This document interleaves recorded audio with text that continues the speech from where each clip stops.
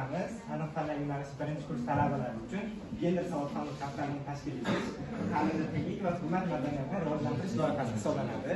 Biz bu loyihani 5 kun davomida 1-dekabrdan 5-dekabr mobaynida o'tkazishni qaror qildik.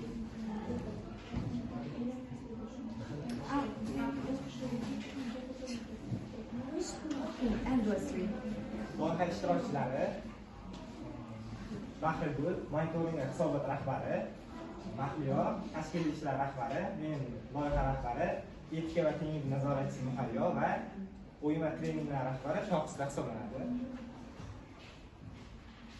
Loyiha rahbari men. Loyiha rahbari sifatida vazifam shundan iboratki, loyiha maqsadini tushuntirish, loyihani boshqarish hamda rejalashtirish va loyihani nazorat qilishdan iborat. Biz loyihamiz maqsadi shundan iboratki, birinchi kurs talabalari o'rtasida gender tenglik, gender tushunchasi, stereotiplar va o'zaro hurmat madaniyatini shakllantirish hamda kundalik hayotda gender tenglikka rioya qilish hisoblanadi. Va loyihamiz davomida biz gender tenglik bo'yicha maxsus treninglar, ma'lumotlar berib o'tadi, savol-javob va munozaralar bo'ladi, rolli o'yinlar va guruh vazifalar bo'ladi, stereotiplarni aniqlaymiz va tahlil qilamiz va oxirida yakuniy test va g'oliblarni taqdirlash marosimi o'tkaziladi. Biz g'oliblarga maxsus sertifikatlar va diplomlar topshiramiz.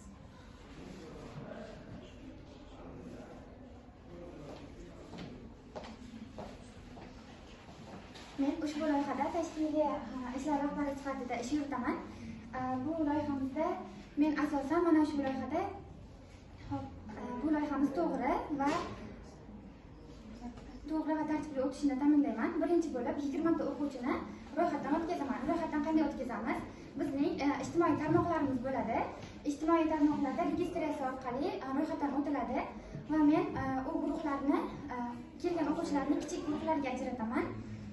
Va har bir guruhni ishtirokini hamma, ya'ni har bir o'quvchi tengligini nazorat qilib boraman.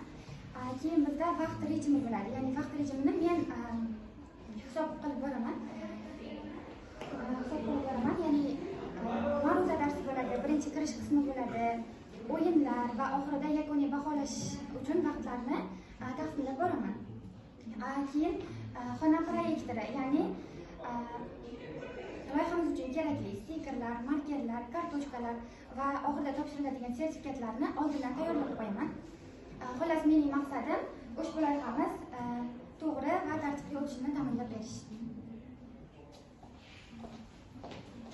Men o'yin va trening rahbariman. Mening asosiy vazifam o'sha o'yinlarni faqat nazariy jihatdan emas, balki amaliy jihatdan ham uni hayotimiz davomida qo'llashni o'rgatib boraman. O'yin maqsadi haqida ma'lumotlar beraman. Masalan, qancha vaqt, guruhlarga bo'lingan vaqtda ular qay tartibda o'tkazilishi va guruh davomida bo'lib o'tayotgan o'yinlar g'oliblarini qay tarzda aniqlashini tushuntiraman va o'sha qoidalarni tushuntiraman va nazorat qilaman ular ustidan. Baholash va komissiyaga yetkazish kabi vazifalarni o'z ichiga olaman. Vazifam. O'sha 5 kun davomida birinchi kuni strategiya yoki haqiqat nomli o'yin o'tkaziladi. Bunda o'sha guruhlarga bo'lingan vaqtda qog'ozlarga stereotiplar yoki haqiqatlar yoziladi va bular o'quvchilar ularni bular qanday stereotiplar ekanligini aniqlashi kerak. Ikkinchi kunda esa rolli o'yinlar bo'ladi. Bunda o'sha o'zimizning kunlik hayotimizdagi stereotiplarga oid rolli sahna ko'rinishi chiqiladi.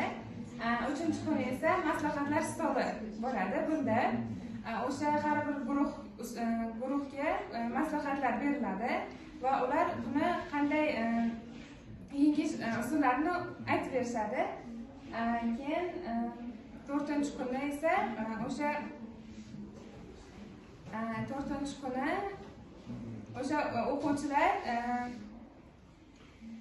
o'sha o'qigan tushunchalari bo'yicha video va poster yaratadi. Ya'ni poster yaratadi. Bunda o'sha gender tengligini targ'ib qiluvchi videolar yaratishadi. 5-chi kuni esa taqdirlash marosimi bo'lib o'tadi.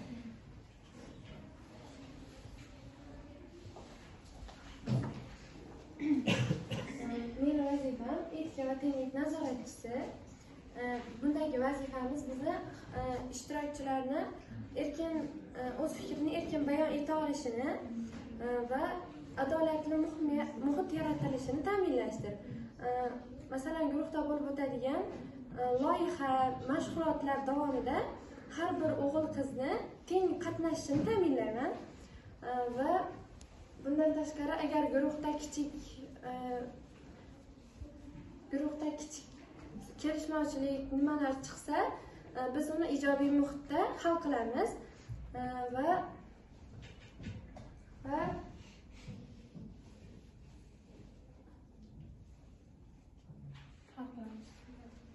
va bizni bundagi nazoratda asosiy maqsadimiz ishtirokchilarga faqat bilim berish emas, balki insoniylik va adolat tamoyillarini singdirishdir. Men monitoring va hisobot rahbari sifatida bu loyihada faoliyat ko'rsataman. Mening vazifalarim loyiha davomida bo'layotgan har bir holatni kuzatib borish, treninglar vaqtida bo'ldimi, o'quvchilar hammasi qatnashdimi, loyihamiz rostdan ham foyda beryaptimi, shu kabi ishlar va hisobotlar yarataman, har kunlik va umumiy. Bularning hammasi dalillarga asoslangan holatda hisobotlar taqdim etiladi. Muammolarni hal qilish, bizda kelib chiqishi mumkin bo'lgan muammolarni sababini o'rganish va ularni hal qilishga yordam beraman. Loyiha rostdan ham samaradorli bo'lyaptimi, buni kuzatib boraman. Ya'ni o'quvchilarning fikrlash, bilim va xulq-atvor natijalari o'zgaryaptimi? Biz bu loyihada kutayotgan natijalarimiz talabalar bizning loyihamizdan so'ng aniq bir gender tengligi haqida ma'lumotga ega bo'lib chiqib ketadi. Stereotiplar kamayadi, hurmat va muloqot shakllanadi.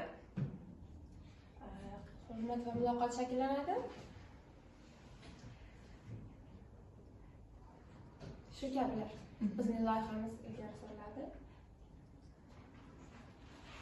Bizdan boshlang, tenglikni qaror qiling. Sizlarda bu loyihamiz yuzasidan takliflar yoki savollar bo'lsa, bemalol berishlaringiz mumkin.